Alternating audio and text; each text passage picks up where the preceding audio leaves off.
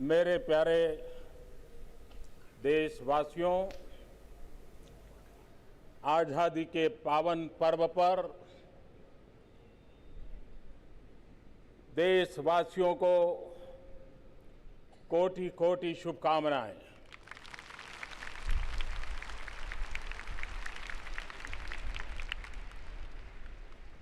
आज पूरा देश स्वातंत्र्य पर्व के साथ साथ जन्माष्टमी का पर्व भी मना रहा है। मैं मेरे सामने देख रहा हूं, बहुत बड़ी मात्रा में बाल कन्हैया भी यहां उपस्थित है।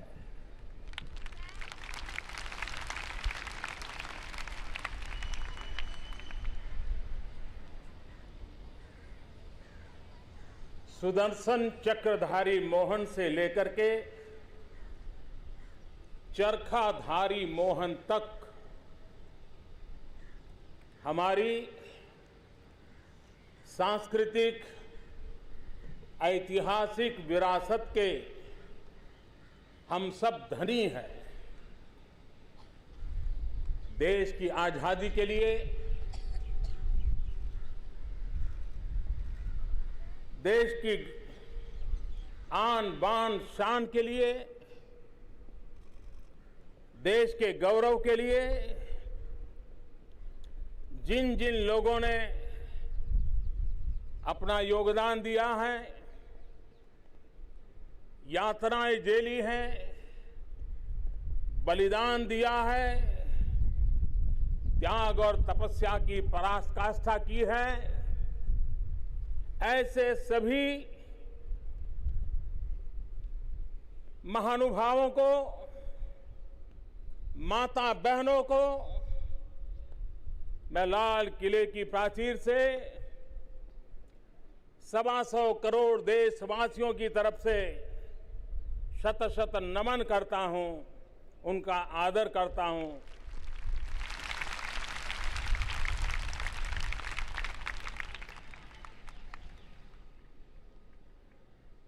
कभी कभार प्राकृतिक आपदाएं हम लोगों के बहुत बड़ी चुनौती बन जाती है। अच्छी वर्षा देश को फलने फूलने में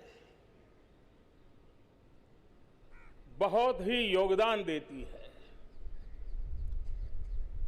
लेकिन जलवायु परिवर्तन का नतीजा है कि कभी कभी ये प्राकृतिक आपदा संकट भी मोल लेते हैं। पिछले दिनों देश के कई भूभागों में इस प्राकृतिक आपदा का संकट आया। पिछले दिनों अस्पताल में हमारे मासूम बच्चों की मौत हुई। ये सारी संकट की घड़ी, दुख की घड़ी 125 करोड़ देशवासियों की संवेदनाएं इस आपत्ति में सबके साथ है। और मैं देशवासियों को विश्वास दिलाता हूं कि ऐसे संकट के समय पूर्ण संवेदनशीलता के साथ जन सामान्य की सुखाकारी के लिए, सुरक्षा के लिए कुछ भी करने में हम कमी नहीं रहने देंगे। मेरे प्यारे देशवासियों, ये वर्ष आजाद भारत के लिए एक विशेष वर्ष है। अभी पिछले सप्ताह ही क्विट इंडिया मूवमेंट के 75 साल हमने स्मरण किया। ये वर्ष है जब चंपारण सत्याग्रह की शताब्दी मना रहे हैं। ये वर्ष है जब साबरमती आश्रम की शताब्दी का भी वर्ष है। ये वर्ष है जब लोकमान्य तिलक जी, जिन्होंने कहा था स्वराज्य मेरा जन्मसिद्ध अधिकार है, और जनचेतना जगाने के लिए सार्वजनिक गणेशोत्सव की परंपरा को प्रारंभ किया था, उसको भी 125वां वर्ष है। एक प्रकार से इतिहास की ऐसी तवारीख है जिसका स्मरण, जिसका बोधपाठ हमें देश के लिए कुछ न कुछ करने की प्रेरणा देता है। हम आजादी का 70 वर्ष और 2022 में आजादी के 75 साल,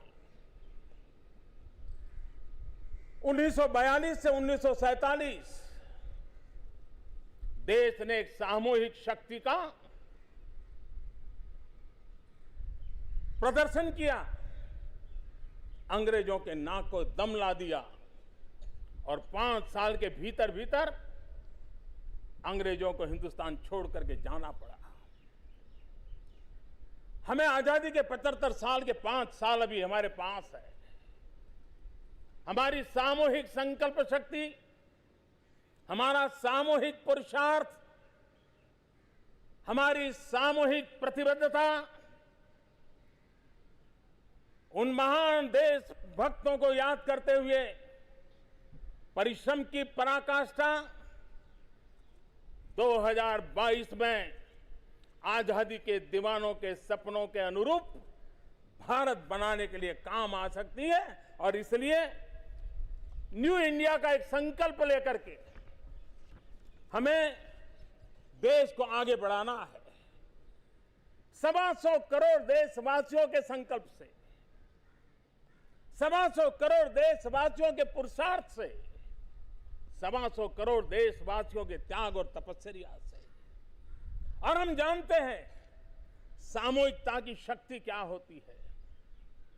भगवान कृष्ण कितने ही सामर्थ्यवान थे, लेकिन जब ग्वाले अपनी लकड़ी लेकर के खड़े हो गए, एक सामूहिक शक्ति थी, गोवर्धन पर्वत उठा लिया।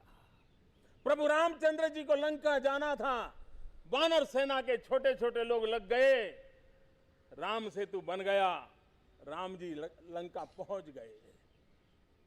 एक मोहनदास करमचंद गांधी थे, देश के कोटि कोटि लोग हाथ में तकली लेकर के, रुई लेकर के आजादी के ताने बाने बुनते थे।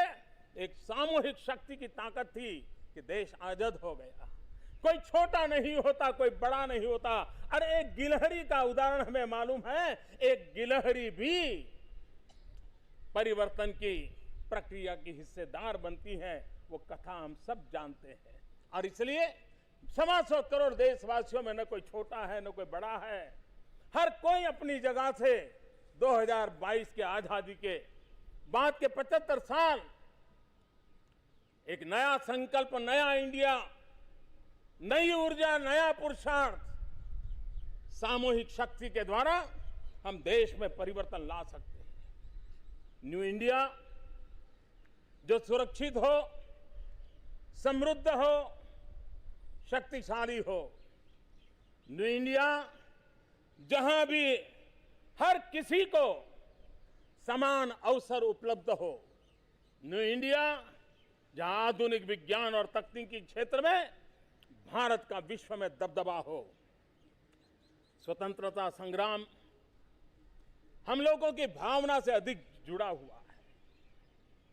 हम भली भांति जानते हैं कि आजादी का जब आंदोलन चल रहा था, तब एक शिक्षक भी स्कूल में पढ़ाई कराता था, एक किसान खेत पे काम करता था, एक मजदूर मजदूरी करता था। लेकिन जो करता था, उसके हृदय के, उसके मन मंदिर में, उसके भाव जगत में यह भाव था कि मैं जो भी काम कर रहा हूं, देश की आजादी के लिए कर रहा हूं। यह भाव एक बहुत बड़ी महत्वपूर्ण ताकत होता है।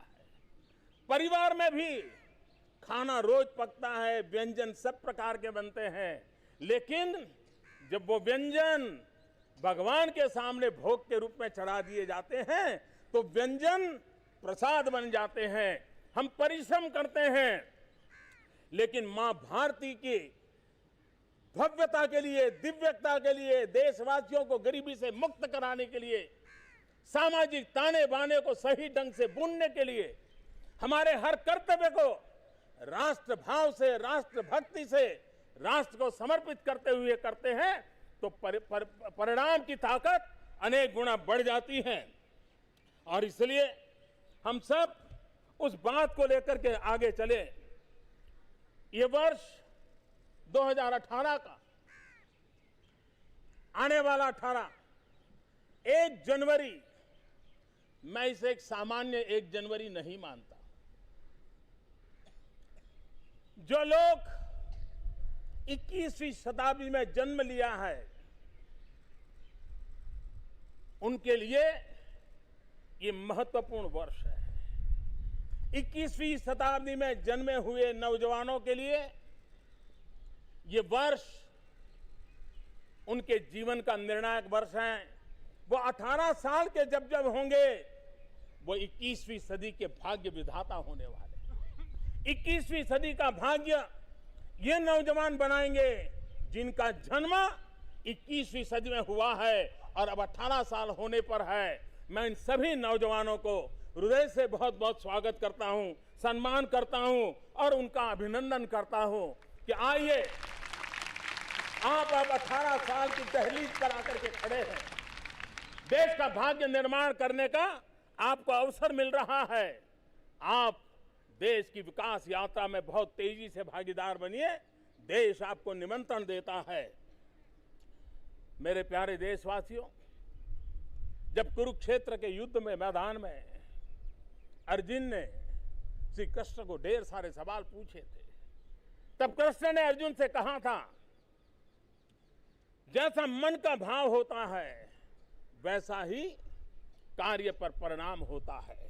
और उन्होंने कहा है, मनुष्य जिस बात पे विश्वास करता है वही उसको परिणाम भी नजर आता है, वही दिशा उसको नजर आती है। हमारे लिए भी अगर मन का विश्वास पक्का होगा, उज्जवल भारत के लिए हम संकल्पबद्ध होंगे, तो मैं नहीं मानता हूं कि जो पहले से हम बार बार निराशा से पले बढ़े हैं, अब हमें आत्मविश्वास से आगे बढ़ना है। हमें निराशा को छोड़ना है। चलता है, ये तो ठीक है, अरे चलने दो। मैं समझता हूं चलता है का जमाना चला गया। अब तो आवाज यही उठे कि बदला है, बदल रहा है, बदल सकता है। यही विश्वास हमारे भीतर होगा तो हम भी उस विश्वास के अनुसार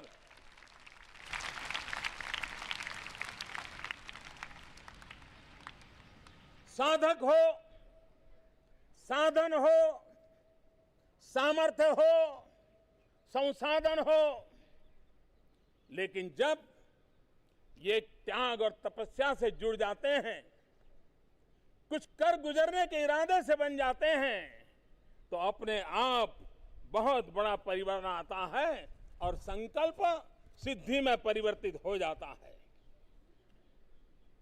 भाइयों बहनों, आजाद भारत में हर देशवासी के दिल में देश की रक्षा सुरक्षा एक बहुत स्वाभाविक बात है।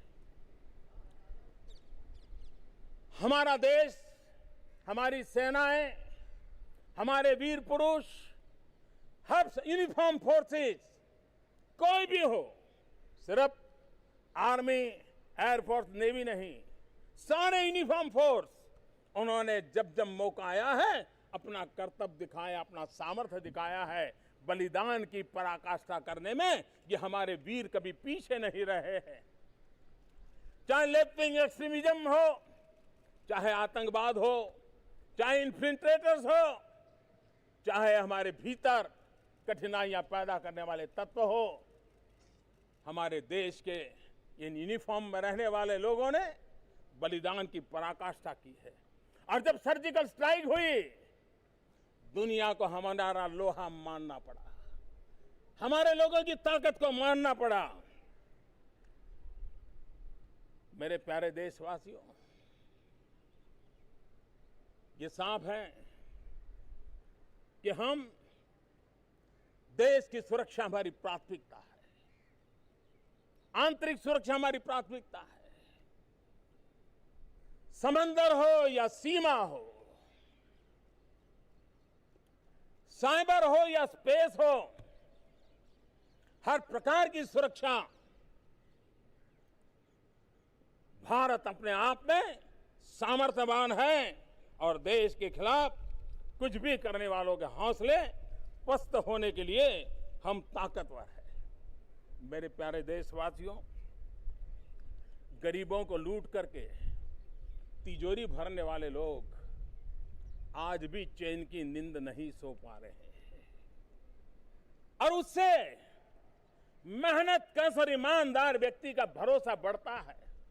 ईमानदार क्यों लगता है कि हां, अब मैं ईमानदारी के रास्ते पर चलूंगा तो मेरी ईमानदारी का भी कोई मूल्य है। आज माहौल बना है कि ईमानदारी का महोत्सव मनाया जा रहा है, ईमानदारी का उत्सव मनाया जा रहा है और बेईमानी के लिए सर छुपाने की जगह नहीं बच रही है। ये काम एक नया भरोसा देता है। बेनामी संपत्ति रखने वाले कितने सालों तक कानून लटके पड़े थे। अभी अभी तो कानून को हमने विधिवत रूप से व्यवस्था आगे बढ़ाई। इतने कम समय में 800 करोड़ रुपए से ज्यादा बेनामी संपत्ति सरकार ने जब्त कर ली है।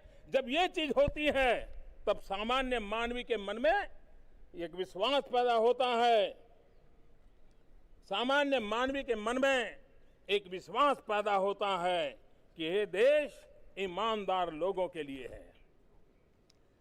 30-40 वर्ष से हमारे सेना के लिए वन रैंक वन पेंशन मामला अटका हुआ था। जब वन रैंक वन पेंशन अटका हुआ मामला सरकार उसको पूर्ण करती है, हमारे फौजियों की आशा आकांक्षा को पूर्ण करने की दिशा में सही कदम उठाती है, तो देश के लिए मर मिटने की उनकी ताकत और बढ़ जाती है। देश में अनेक राज्य हैं, केंद्र सरकार है। हमने देखा है जीएसटी के द्वारा देश ने cooperative federalism, competitive cooperative federalism को एक नई ताकत दी है, एक नया परिणाम नजर आया है। और जीएसटी जिस प्रकार से सफल हुआ है, कोटि कोटि मानव कलाक उसके पीछे लगे हैं। टेक्नोलॉजी में विश्व के लोगों को अजूबा लगता है कि इतने कम समय में इतने बड़े देश में जीएसटी का इस प्रकार से रोल आउट होना, ये अपने आप में हिंदुस्तान में कितना सामर्थ्य है। देश की हर पीढ़ी को एक विश्वास जगाने के लिए काम आता है। नई व्यवस्थाएं जन्म लेती है। आज 2 गुनी रफ्तार से सड़कें बन रही हैं, आज 2 गुनी रफ्तार से रेलवे की पटरी बिछाई जा रही हैं। आज 14,000 से ज्यादा गांव जो आजादी के बाद भी अंधेरे में पड़े हुए थे, वहां तक बिजली पहुंचाई जा चुकी है और देश उजाले की तरफ बढ़ रहा है, वो हम साफ देख रहे हैं। गरीबों के 29 करोड़ गरीबों के जब बैंक अकाउंट खुलते हैं, किसानों के 9 करोड़ से ज्यादा सॉइल हेल्थ कार्ड निकलते हैं, 2.5 करोड़ से ज्यादा गरीब माताओं बहनों को लकड़ी के चूल्हे से मुक्ति मिलकर के गैस का चूल्हा मिलता है। गरीब और दलित आदिवासी का एक हौसला बुलंद हो जाता है। गरीब व्यक्ति मुख्य धारा में जुड़ता है और देश प्रगति की ओर आगे बढ़ रहा है। युवाओं को बिना गारंटी स्वरोजगार के लिए 8 करोड़ से ज्यादा लोन की स्वीकृति मिलती है। बैंक से मिलने वाले कर्ज में ब्याज दरों में कमी होती है। महंगाई पर नियंत्रण होता है। मध्यम वर्ग का मानवी अगर अपना घर बनाना चाहता है तो उसको घर बनाने के लिए कम ब्याज से पैसे मुहैया कराए जाते हैं। तब जाकर के देश के लिए करने के लिए देश आगे बढ़ेगा। इस विश्वास के साथ देश का जन सामान्य मानवी जुड़ता रहता है। वक्त बदल चुका है। आज सरकार जो कहती है वो करने के लिए संकल्पबद्ध नजर आती है।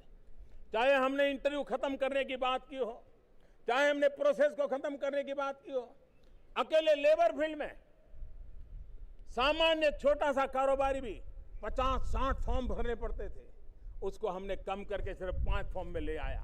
कहने का तात्पर्य यह है, मैं ढेर सारे उदाहरण दे सकता हूं, कहने का तात्पर्य यह है कि गुड गवर्नेंस की प्रोसेस को सिंप्लीफाई करना, उस दिशा में बल देने का परिणाम है कि आज तेज गति आई है, निर्णयों में तेज गति आई है। और इसलिए 125 करोड़ देशवासी इस विश्वास को लेकर के आगे बढ़ रहे हैं। मेरे प्यारे देशवासियों, आज भारत की साख विश्व में बढ़ रही है। आतंकवाद के खिलाफ लड़ाई, मेरे देशवासी आपको जानकर के खुशी होगी, आतंकवाद के खिलाफ लड़ाई में आज हम अकेले नहीं हैं। दुनिया के कई देश हमें सक्रिय रूप से मदद कर रहे हैं।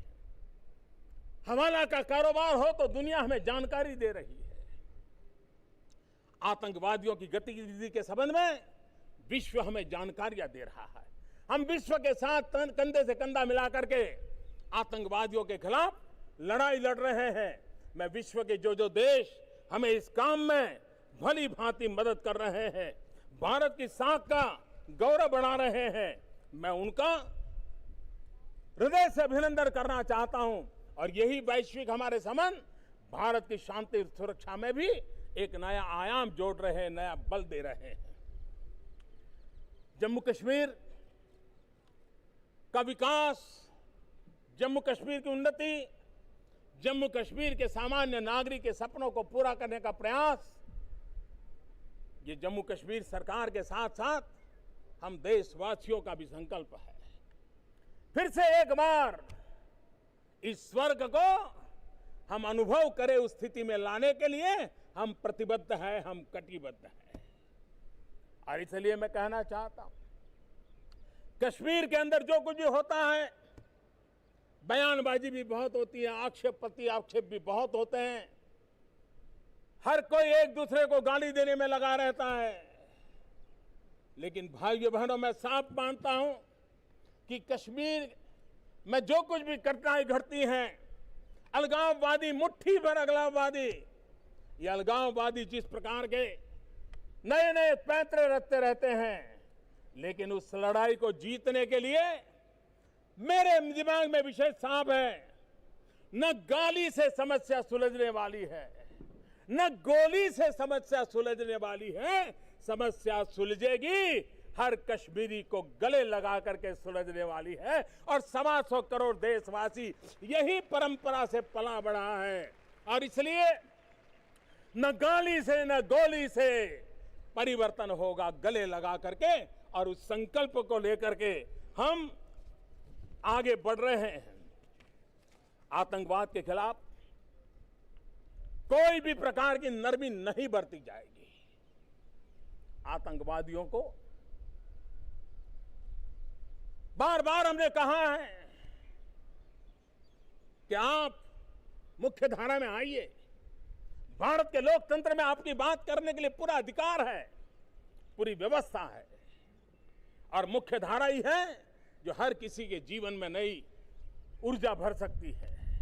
और इसलिए और मुझे खुशी है कि हमारे सुरक्षा बलों के प्रयासों से, खास करके लेफ्ट विंग एक्सट्रीमिज्म के इलाके में बहुत बड़ी मात्रा में नौजवान वापस आए, सरेंडर किए, मुख्य धारा में आने की दिशा में उन्होंने प्रयास किया है। सीमा की रक्षा के लिए हमारे जवान तैनात हैं। मुझे खुशी है कि आज भारत सरकार एक ऐसी वेबसाइट लॉन्च कर रही है जो गैलेंट्री अवार्ड विजेता है, हमारे देश को गौरव दिलाने वाले लोग हैं, उनकी पूरी जानकारियों के साथ आज एक गैलेंट्री अवार्ड प्राप्त करने वालों पर आधारित एक पोर्टल भी प्रारंभ किया जा रहा है, जिससे देश की नई पीढ़ी को हमारे इन वीर बलिदानियों के बारे में बहुत सारी जानकारियां प्राप्त हो सकती है। टेक्नोलॉजी की मदद से देश में ईमानदारी को बल देने का हम लोगों का भरपूर प्रयास है। काले धन के खिलाफ हमारी लड़ाई जारी रहेगी, भ्रष्टाचार के खिलाफ हमारी लड़ाई जारी रहेगी। और हमने धीरे धीरे टेक्नोलॉजी को इंटरवीन करते हुए, आधार की व्यवस्था को जोड़ते हुए ट्रांसपेरेंसी लाने की दिशा में अनेक विध सफल प्रयास किए हैं। और दुनिया के अनेक लोग भारत के इस मॉडल की चर्चा भी करते हैं और उसका अध्ययन भी करते हैं। सरकार में भी खरीदी करने में अब छोटा सा व्यक्ति हजारों किलोमीटर दूर बैठा हुआ गांव का व्यक्ति भी सरकार को अपना माल सप्लाई कर सकता है, अपनी प्रोडक्ट सप्लाई कर सकता है। उसको बड़े की जरूरत नहीं, बिचौलिए की जरूरत नहीं है। जेम नाम का एक पोर्टल बनाया है, GM, उसके द्वारा गवर्नमेंट प्रोक्योर कर रही है। बहुत सारी मात्रा में ट्रांसपेरेंसी लाने में सफलता मिली है।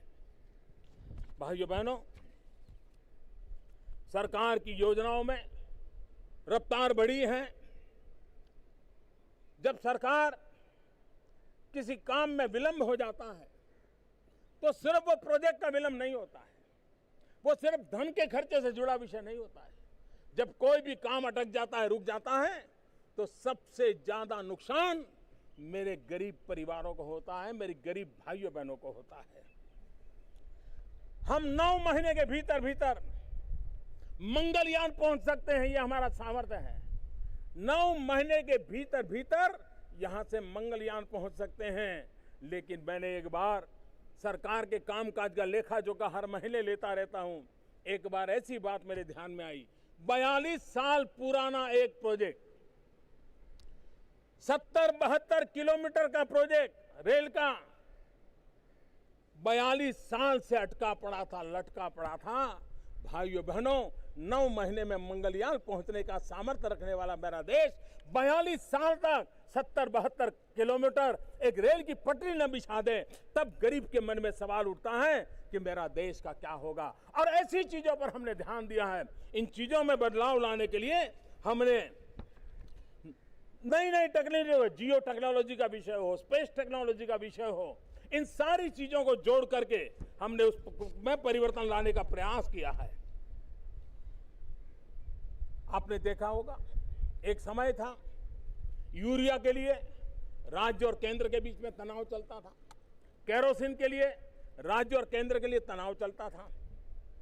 एक ऐसा माहौल था जैसे केंद्र बड़ा भाई है, राज्य छोटा भाई है। हमने पहले दिन से इस दिशा में काम किया, क्योंकि लंबे अरसे तक मुख्यमंत्री रहा हूं, इसलिए मुझे पता है कि देश के विकास में राज्यों की कितनी अहमियत है, मुख्यमंत्रियों का कितना महत्व है, राज्यों की सरकारों का कितना महत्व है, इसको मैं भली भांति समझता हूं। और इसलिए कोऑपरेटिव फेडरलिज्म और अब कॉम्पिटिटिव कोऑपरेटिव फेडरलिज्म, उस पर हम बल दिया है। और आपने देखा होगा, आज मिलकर के सारे निर्णय हम मिलकर के कर रहे हैं। आपको याद होगा, इसी लाल किले की प्राचीर से एक बार देश के राज्यों के बिजली के कंपनियों की दुर्दशा की चर्चा एक प्रधानमंत्री ने की थी। लाल किले पर से चिंता व्यक्त करनी पड़ी थी। आज हमने राज्यों के साथ लेकर के उदय योजना के द्वारा राज्यों को ताकत दे करके उस बिजली के कारखानों के कारोबार में जो समस्याएं थी, उसका समाधान का काम मिलजुल करके किया। फेडरलिज्म का एक बहुत बड़ा सबूत है। जीएसटी के साथ साथ चाहे स्मार्ट सिटी का निर्माण की बात हो, चाहे स्वच्छता का अभियान हो, चाहे टॉयलेट की चर्चा हो, ईज ऑफ डूइंग बिजनेस की बात हो, ये सारे विषय ऐसे हैं कि हमारे देश के सभी राज्य कंधे से कंधा मिला करके आज भारत के साथ, भारत की सरकार कंधे से कंधा मिलाकर राज्य के साथ चलने में बहुत बड़ी सफल हो रही है। मेरे प्यारे देशवासियों, न्यू इंडिया हमारी सबसे बड़ी ताकत है लोकतंत्र। लेकिन हम जानते हैं कि हमने लोकतंत्र को मतपत्र तक सीमित कर दिया है। लोकतंत्र मतपत्र तक सीमित नहीं हो सकता है और इसलिए हम न्यू इंडिया में उस लोकतंत्र का बल देना चाहते हैं जिसमें तंत्र से लोक नहीं, लेकिन लोगों से तंत्र चले, ऐसा लोकतंत्र न्यू इंडिया की पहचान बने, उस दिशा में हम जाना चाहते हैं। लोकमान्य तिलक जी ने कहा था, स्वराज्य मेरा जन्मसिद्ध अधिकार है। आजाद भारत में हम सबका मंत्र होना चाहिए, सुराज्य मेरा जन्मसिद्ध अधिकार है। सुराज्य हम सबका दायित्व होना चाहिए। नागरिक ने अपनी जिम्मेवारियां निभानी चाहिए, सरकारों ने अपनी जिम्मेवारियां निभानी चाहिए। स्वराज्य से स्वराज्य की ओर जब चलना है, देशवासी पीछे नहीं रहते। जब मैंने गैस सब्सिडी छोड़ने के लिए कहा, देश आगे आया। स्वच्छता की बात कही, आज भी हिंदुस्तान के हर कोने में कोई न कोई स्वच्छता के अभियान को आगे बढ़ा रहा है। जब नोटबंदी की बात आई, दुनिया को आश्चर्य हुआ था, यहां तक लोग कह रहे थे अब मोदी गया। लेकिन नोटबंदी में 125 करोड़ देशवासियों ने जिस धैर्य को दिखाया, जिस विश्वास को बताया, और उसी का परिणाम है कि आज भ्रष्टाचार के खिलाफ नकेल लगाने में हम एक के बाद कदम उठाने में सफल हो रहे हैं।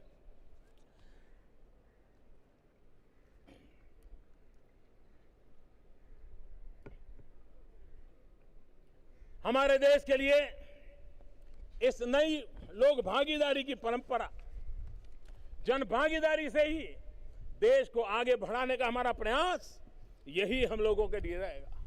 मेरे प्यारे देशवासियों, लाल बहादुर शास्त्री ने जय जवान जय किसान का मंत्र दिया था। हमारे देश के किसान ने कभी पीछे मुड़ करके देखा नहीं है। रिकॉर्ड फसल उत्पादन आज हमारा किसान करके दे रहा है। प्राकृतिक आपदाओं के बीच में नई नई सिद्धियां वो हासिल कर रहा है। दाल का उत्पादन रिकॉर्ड हुआ है। और मेरे प्यारे भाइयों बहनों, मेरे किसान भाइयों बहनों, हिंदुस्तान में कभी भी सरकार में दाल खरीदने की परंपरा ही नहीं थी। और कभी एक आध बार किया हो तो हजारों में ही, हजारों टन के हिसाब से होता था। इस बार जब मेरे देश के किसानों ने दाल उत्पादन करके गरीब को पौष्टिक आहार का काम किया, तो 16 लाख टन दाल सरकार ने खरीदने का ऐतिहासिक काम करके इस काम को बढ़ावा दिया। प्रधानमंत्री फसल बीमा योजना एक ऐसा सुरक्षा कवच मेरे किसान भाइयों से को मिला है। 3 साल पहले सिर्फ 3.25 करोड़ किसान इस प्रधानमंत्री फसल बीमा योजना, पहले दूसरे नाम से चलती थी, उसका लाभ लेते थे। आज प्रधानमंत्री फसल बीमा योजना में इतने कम समय में 125 करोड़ नए किसान इसके साथ जुड़ गए हैं। और करीब करीब ये संख्या आगे चल करके 5.25 करोड़ पर पहुंची है।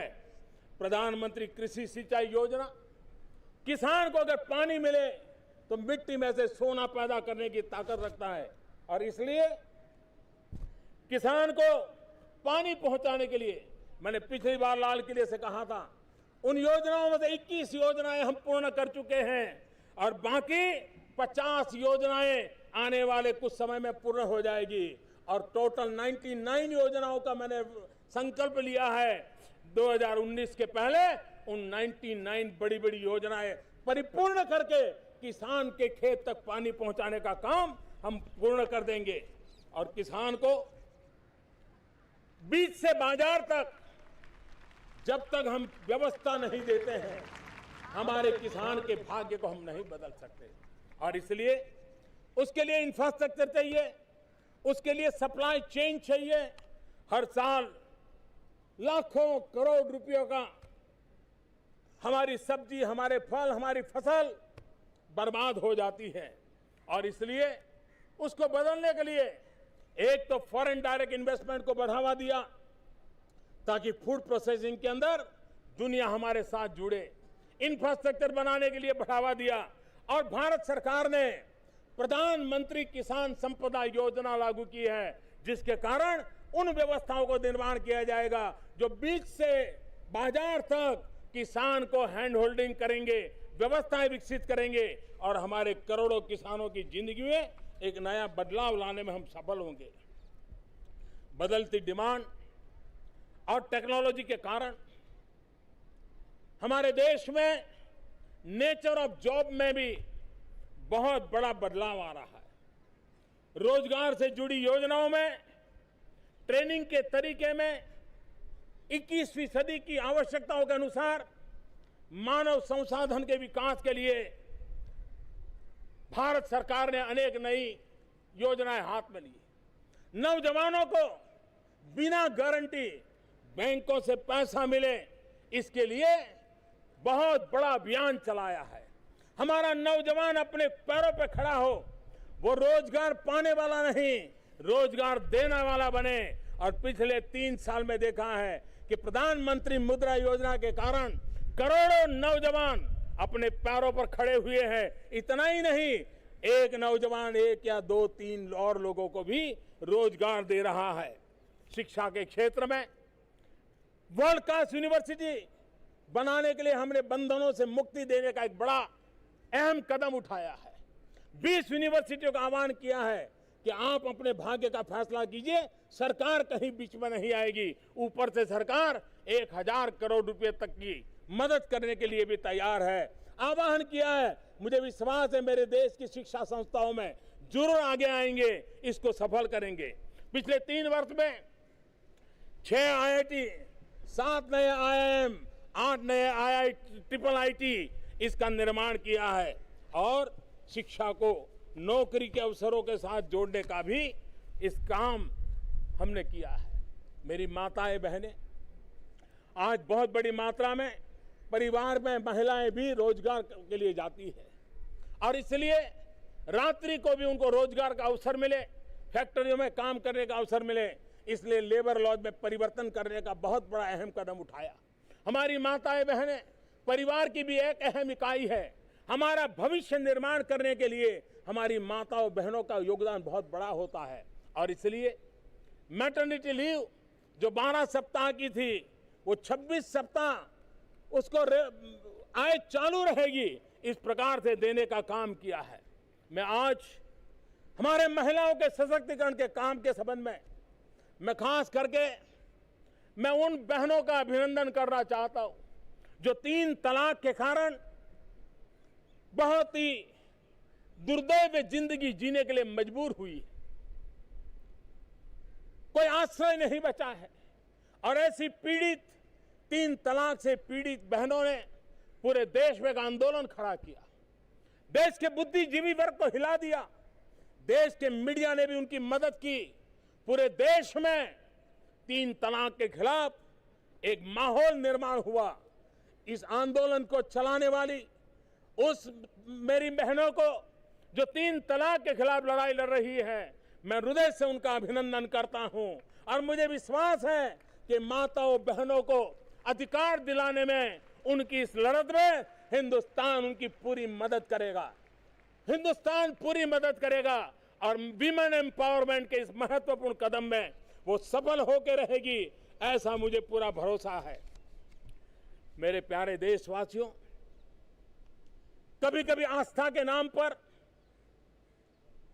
धैर्य के भाव में कुछ लोग ऐसी चीजें कर बैठते हैं जो समाज के ताने बाने को बिखेर देती है। देश शांति, एकता और सद्भावना से चलता है। जातिवाद का जहर, संप्रदायवाद का जहर देश का कभी भला नहीं कर सकता है। यह तो गांधी की भूमि है, बुद्ध की भूमि है। सबको साथ लेकर के चलना ये इस देश की संस्कृति और परंपरा का हिस्सा है। हमें इसको सफलता से आगे बढ़ाना है और इसलिए आस्था के नाम पर हिंसा को बल नहीं दिया जा सकता है। अस्पताल में कोई पेशेंट के साथ कुछ हो जाए, अस्पताल जला दिया जाए, अकस्मात हो जाए, गाड़ियां जला दिया जाए, आंदोलन करे, सरकारी संपत्ति को जला दिया जाए। आजाद हिंदुस्तान के लिए ये किसका है? हम 125 करोड़ देशवासियों की संपत्ति है। ये सांस्कृतिक विरासत किसकी है? ये हम 125 करोड़ देशवासियों की सांस्कृतिक विरासत है। ये आस्था किसकी है?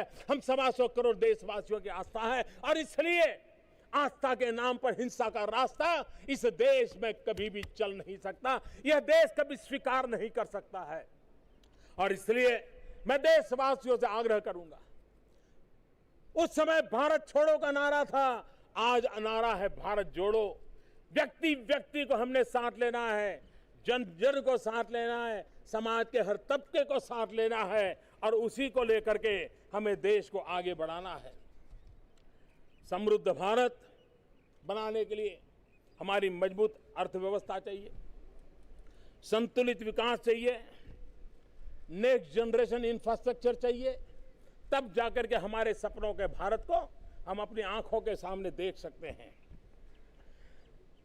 भाइयों बहनों, अनगिनत निर्णय हमने 3 साल में किए हैं।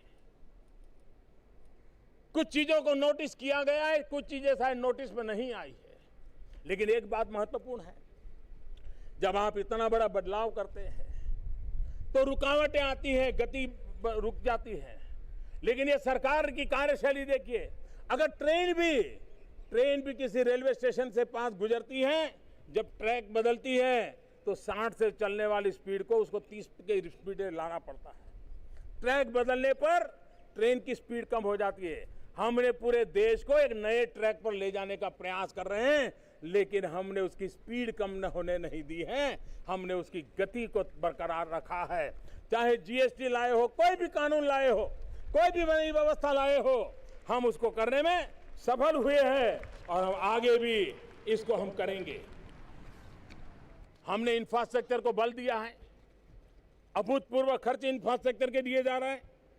रेलवे स्टेशनों का आधुनिकीकरण हो, छोटे शहर में चाहे एयरपोर्ट बनाना हो, चाहे वाटरवे की व्यवस्था करनी हो, चाहे रोडवेज की व्यवस्था करनी हो, चाहे गैस ग्रिड बनानी हो, चाहे पानी की ग्रिड करानी हो, चाहे ऑप्टिकल फाइबर नेटवर्क करना हो, हर प्रकार के आधुनिक इंफ्रास्ट्रक्चर को हम बल दे रहे हैं।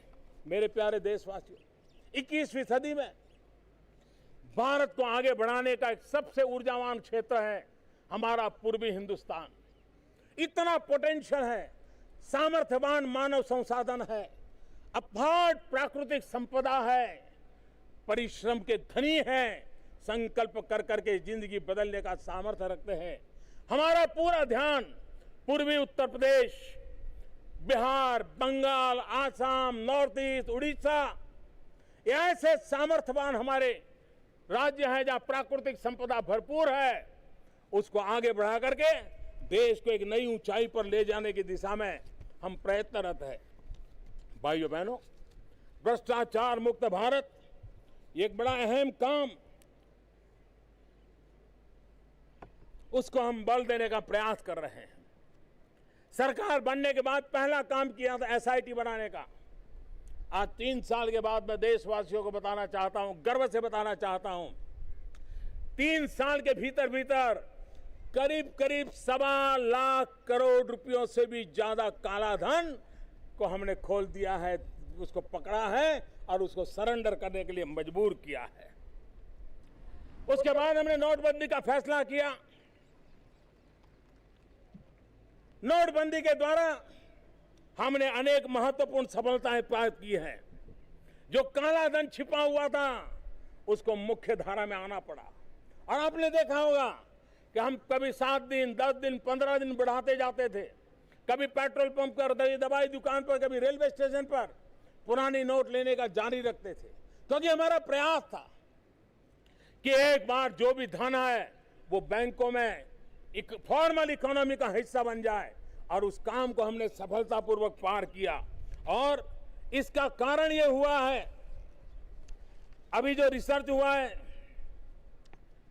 करीब 3 लाख करोड़ रुपया, ये सरकार ने रिसर्च नहीं किया है, बाहर के एक्सपर्ट ने किया है।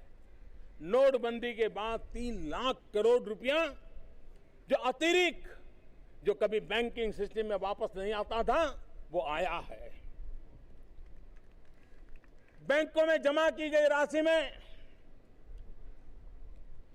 2.25 लाख करोड़ से अधिक राशि शक के घेरे में है।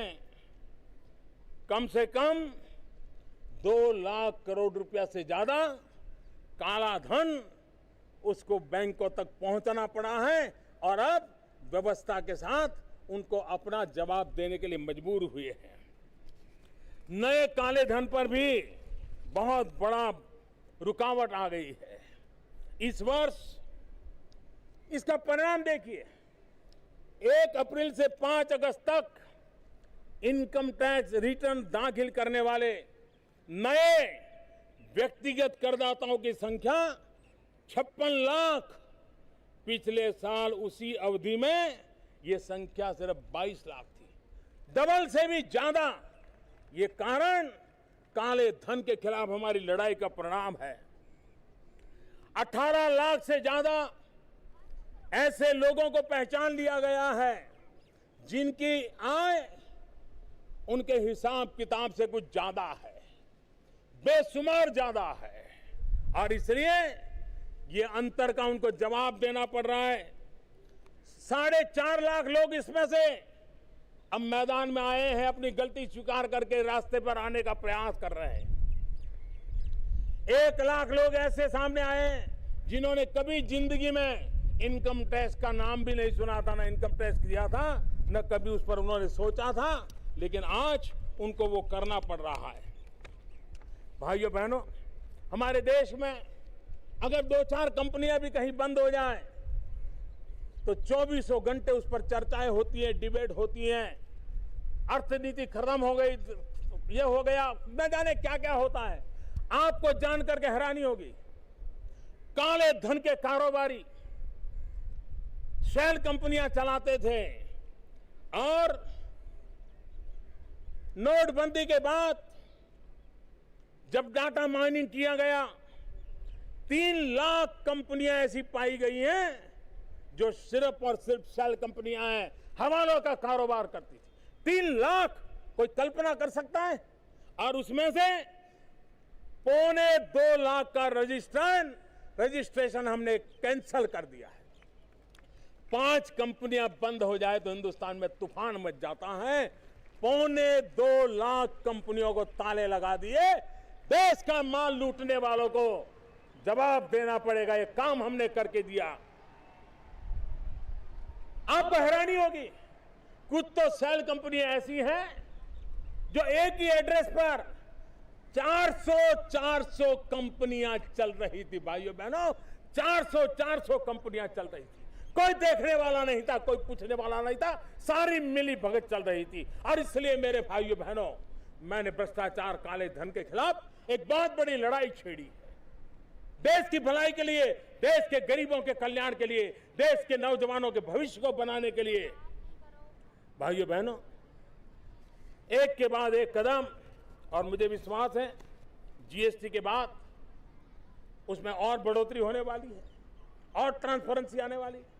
अकेले ट्रांसपोर्टेशन, हमारा ट्रक वाला एक स्थान से दूसरे स्थान पर जाता था, ये जीएसटी के बाद 30% उसका समय बच गया है। चेक पोस्ट खत्म होने के कारण हजारों करोड़ रुपयों की तो बचत हुई है, सबसे बड़ी बचत समय की हुई है।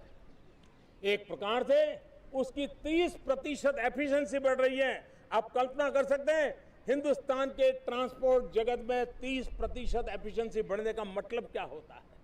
एक जीएसटी के कारण इतना बड़ा परिवर्तन आया है। मेरे प्यारे देशवासियों, आज नोटबंदी के कारण बैंकों के पास धन आया है, बैंक अपना ब्याज दर कम कर रही है। मुद्रा के द्वारा सामान्य मानवी को बैंक से पैसा मिल रहा है, सामान्य मानवी को अपने पैरों पर खड़े होने के लिए अवसर मिल रहा है। गरीब हो, मध्यम वर्ग का व्यक्ति हो, घर बनाना चाहता है तो बैंक उसको मदद करने के लिए आगे आ रही है, कम ब्याज के दर से आगे आ रही है। ये सारा देश के अर्थतंत्र को गति देने की दिशा में काम कर रहा है।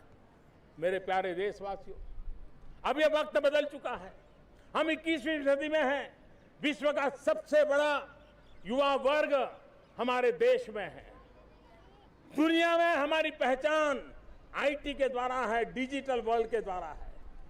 क्या अब भी हम उसी पुरानी सोच में रहेंगे?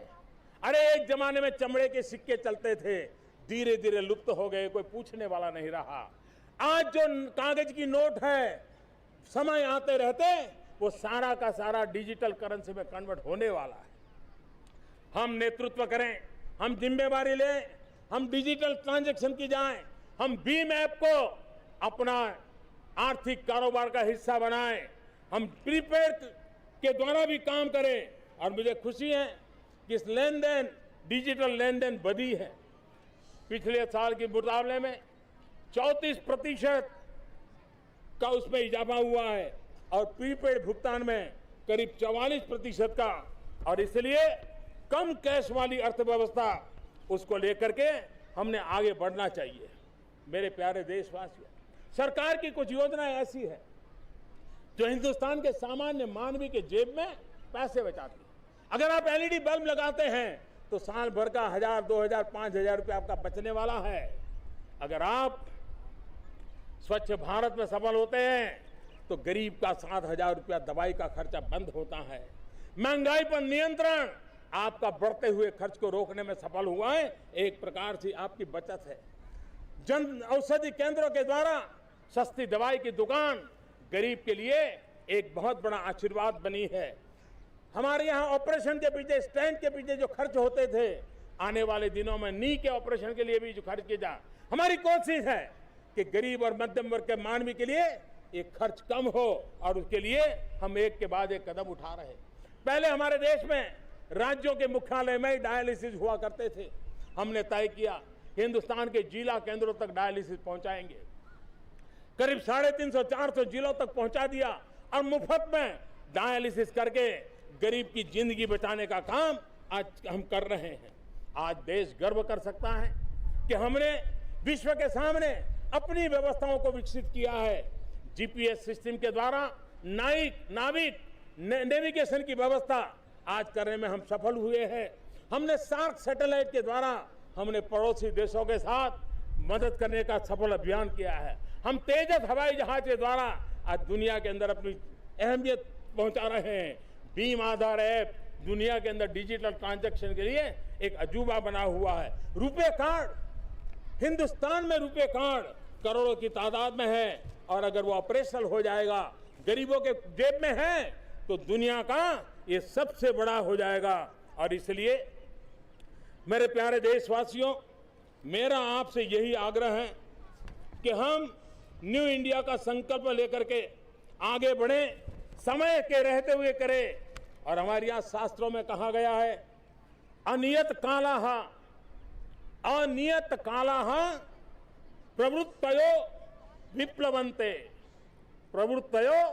विप्लवन्ते। सही समय पर अगर कोई कार्य पूरा नहीं किया गया तो फिर इच्छित परिणाम कभी नहीं मिलते हैं। और इसलिए टीम इंडिया के लिए, 125 करोड़ देशवासियों की टीम इंडिया के लिए आज हमें संकल्प लेना होगा 2022 तक न्यू इंडिया बनाने का। और ये काम हम खुद करेंगे, कोई करेगा ऐसा नहीं, हम खुद करेंगे, देश के लिए करेंगे, पहले से अच्छा करेंगे, पहले से ज्यादा करेंगे, समर्पण भाव से करेंगे।